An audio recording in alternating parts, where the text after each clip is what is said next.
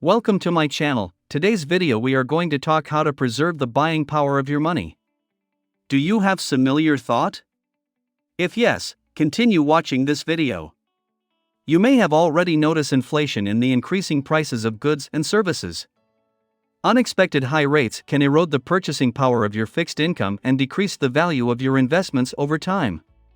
Having an inflation hedge for your investment portfolio is an excellent way to maintain the purchasing power of your money, decreasing your risk of losing out on your investments during an inflationary period.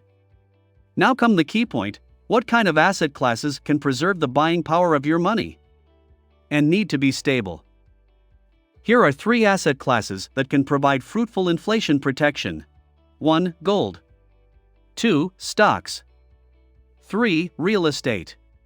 Let us analyze these 3 asset classes and understand how could we take action. 1. Gold. Gold is a tangible, real asset that holds or increases its value under inflationary pressure. In fact, many consider gold to be an alternative currency. Gold is a commodity but is often mentioned as a separate asset class.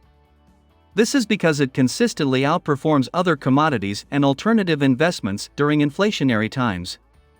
How gold's performance as an inflation hedge today? According to Forbes.com, the Consumer Price Index (CPI), a popular measure of U.S. inflation, gained 4.2% year-over-year in April 2021, its first annualized gain of more than 4% since 2008.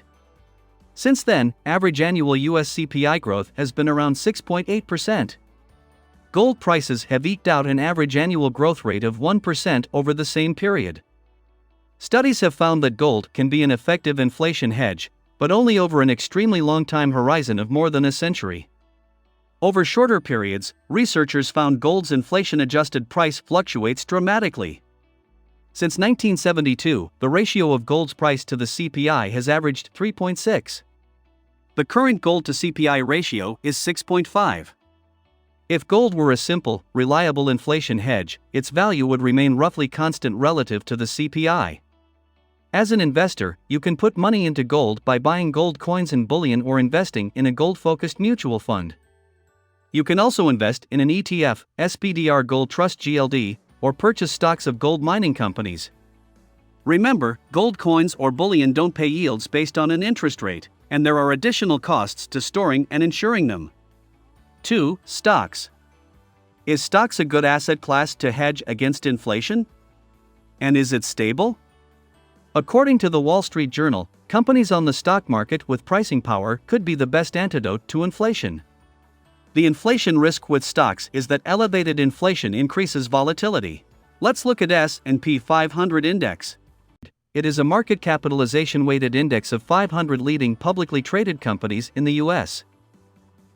While it assumed its present size and name in 1957, the S&P actually dates back to the 1920s, becoming a composite index tracking 90 stocks in 1926. 1. The average annualized return since its inception in 1928 through December 31, 2021, is 11.82%. The average annualized return since adopting 500 stocks into the index in 1957 through December 31, 2021, is 11.88%. Another major factor in annual returns for an investor in the S&P 500 index is when they choose to enter the market. For example, the SPDR S&P 500 ETF Trust, SPY, which duplicates the index, performed very well for an investor who bought between 1996 and 2000 but experienced a consistent downward trend from 2000 to 2002. Investors who buy during market lows and hold their investment or sell at market highs will experience larger returns than those who buy during market highs, particularly if they sell during dips. 3. Real estate. Real estate is another tangible asset that traditionally does well during an inflationary period because a property's value increases with inflation. Is that true?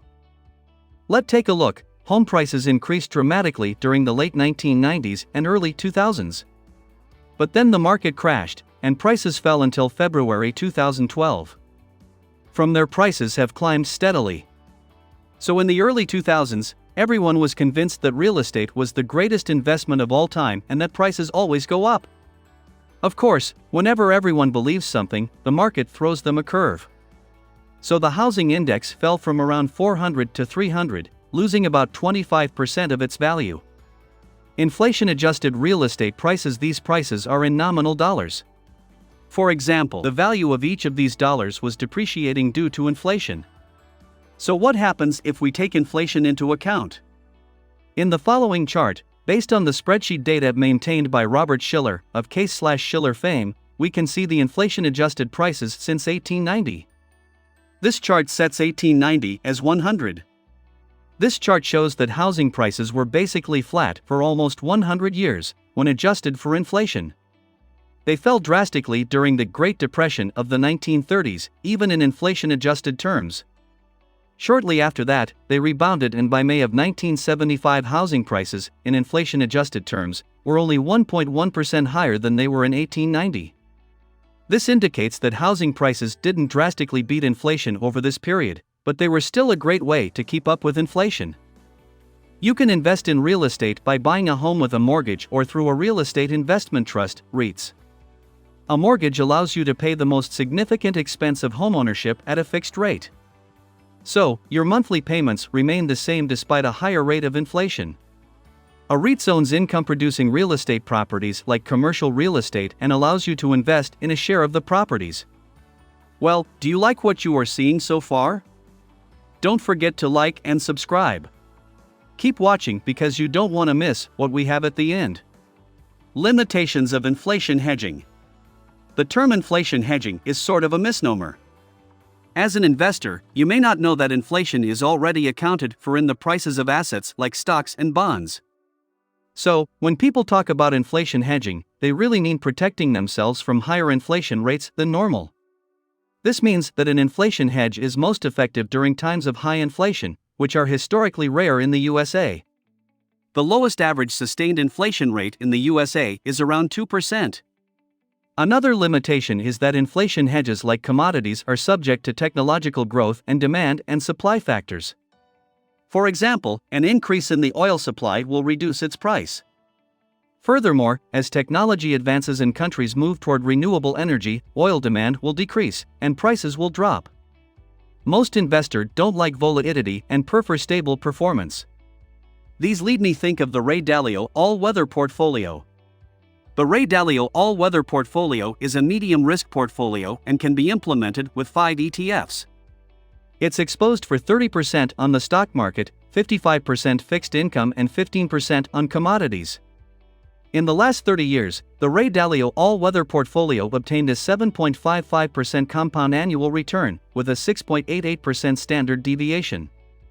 The Ray Dalio all-weather portfolio can be implemented with the following ETFs. Summary. The goal of the all-weather portfolio is to be ready for any economic circumstances or shocks. A toxic brew of economic, global health, and geopolitical concerns will be present in 2022. The majority of investors have enormous gaps in their portfolios and are unprepared for changes in the economic landscape, including an inflationary phase.